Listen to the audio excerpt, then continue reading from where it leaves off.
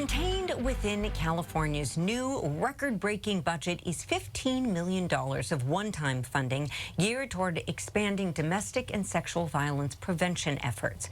This money is especially needed now as reports of such violence have been on the rise in the midst of this pandemic, and it might also help to curb our homelessness crisis, something I discussed recently with Maricela Rios-Faust. She's CEO of a group called Human Options in Orange County.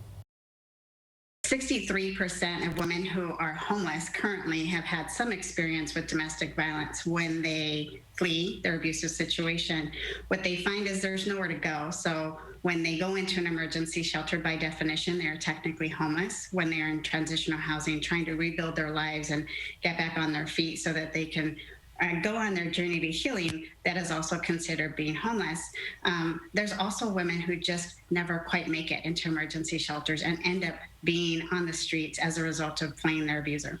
And so what is that situation like for them? Because there's all sorts of reasons why, especially here in Southern California, a person might wind up unhoused. But as everybody well knows at this point, it's not like there is a one-size-fits-all solution to every unique situation. So can you talk about some of the places where survivors of domestic violence might wind up and how that may not actually be the best situation for them, given what's going on in their lives?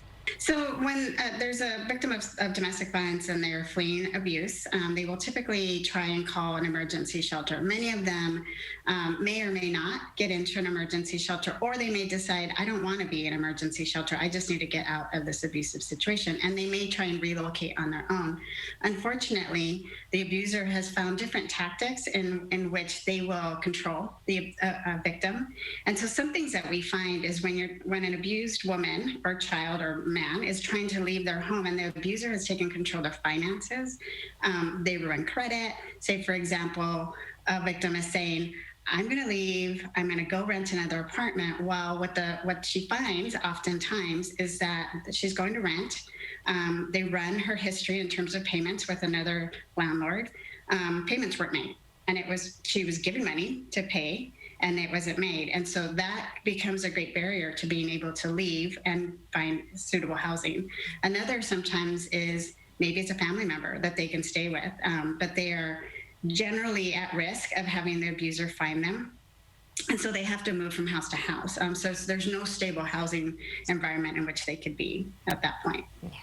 It's kind of remarkable how much in so many ways technology has made life easier, except for maybe not for victims of domestic violence. As you just mentioned, oftentimes an abuser or harm doer is able to control the financial situation. I know it's also in a lot of situations in shelters there might be requirements about phone use. Can you talk a little bit about that and how that might affect this particular situation? So Human Options doesn't have restrictions around phone use other than saying we want location services disabled for obvious reasons. But there are some emergency shelters who don't allow phone use, which means that the victim oftentimes has to walk out of the emergency shelter and be in the surrounding area in order to make calls. When the victim first leaves her home, what we find is the abuser is really intent on finding the victim. And so they will try all types of means to get a hold of that person. So having a phone with location services, actually sometimes having a computer with location services has been the #1 way that victims are found by their abuser. We actually had a case that had been in 8 different emergency shelters and the abuser kept finding her. And we were trying to figure out, how is this happening? Each time we checked the computer, we checked the phone. And what we realized was the victim kept calling her mom as a way of staying connected. And the abuser had figured out a way to get the mom's records. And when he would spot a phone number that was coming up frequently, he would realize where the victim was hiding. And so telephones become a real risk for the location and the victim. And so really teaching how to safely use technology becomes important for us as domestic violence service providers.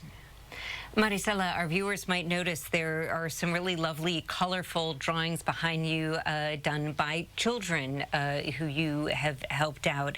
As I understand it, there are some shelter situations where children are not allowed. Can you talk about how that might complicate a victim's decision about housing and where they go next when trying to flee an abuser? Yeah, oftentimes what we find is victims really want to keep their families intact. They want to make sure that the kids are safe. And oftentimes that is one of the reasons that they contemplate and they debate for so long. What's the impact this is going to have on my children? If they can't take the children with them, they tend to stay. And part of that is because they believe they're the only ones that can keep the children safe. We've had cases where the abuser has actually threatened to take full custody of the kids if the victim leaves. And so really trying to work with them to make sure that that doesn't happen and that the kids are able to find a safe place for healing is also important. Pretty much everything that we've been discussing so far are situations that have been around for quite some time. I'm wondering if you can talk to me a little bit about the COVID-19 pandemic and how this past chapter of life, how that has affected the situation when it comes to victims of domestic violence. Over the last year, what we've seen is a couple of different things that have been troubling. One is we've definitely seen the types of cases that get to our emergency shelter and our walk-in centers are much more intense. We see more cases of strangulation, more cases of physical and pretty severe psychological abuse. Generally, cases of strangulation, we find them in about, I'd say 10 to 15% of the women that we serve.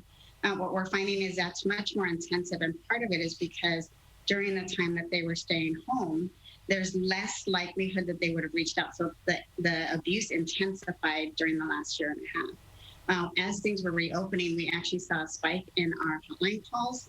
Our calls more than doubled immediately, and much of that is really around trying to find some support for legal advocacy, trying to find housing, and so we've seen that. The other thing I would say is during the pandemic itself is what we were hearing is we're just going to wait until things reopen, right? I know what the abuser does. I know what this is like. I think I can hold on. I've held on for this long. I think I can hold on a little bit longer because I want to make sure that when I leave, there's somewhere safe to go. And so for us, it took a lot of really making sure that we were getting the word out that our emergency shelter was safe. That we were here in whatever capacity they needed us, and making sure to provide safety tips. So if they could not leave for whatever reason, what were ways that they can engage with their community and their friends and neighbors so that their neighbors kept them safe and kept an eye out. Maricela Rios-Faust, CEO of the organization Human Options, thank you so much for making the time. Thank you so much.